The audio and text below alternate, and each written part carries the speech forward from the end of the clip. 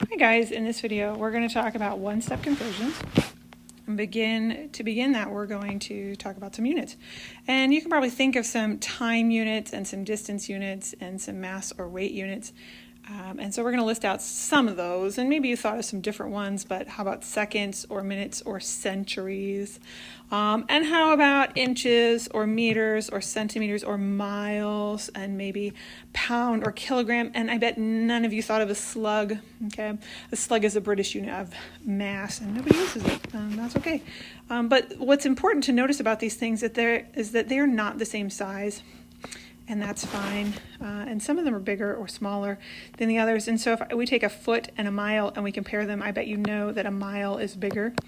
And if we compare a week or a second, I bet you know that a week is bigger. And you may not be so familiar with kilometers per hour and miles per hour, but if you've ever seen a speedometer in a car, you know that to be going 60 miles an hour, you have to be going a lot more kilometers per hour, which means that 60 miles per hour is actually, a mile per hour is faster than 1 kilometer per hour.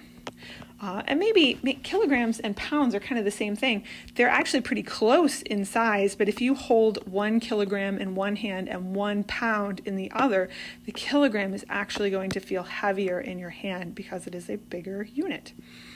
And so with these different sizes, sometimes when we are trying to compare things, when we have things, measurements given to us in different units, we need to convert them. And the way we do that is we use conversion factors. And we have a whole bunch of conversion factors listed right here. But I think these are all distance and mass conversion factors. We don't have any time ones. A lot of people are familiar with time ones anyway. And so looking at those is what we're going to do and how to use those to make conversions.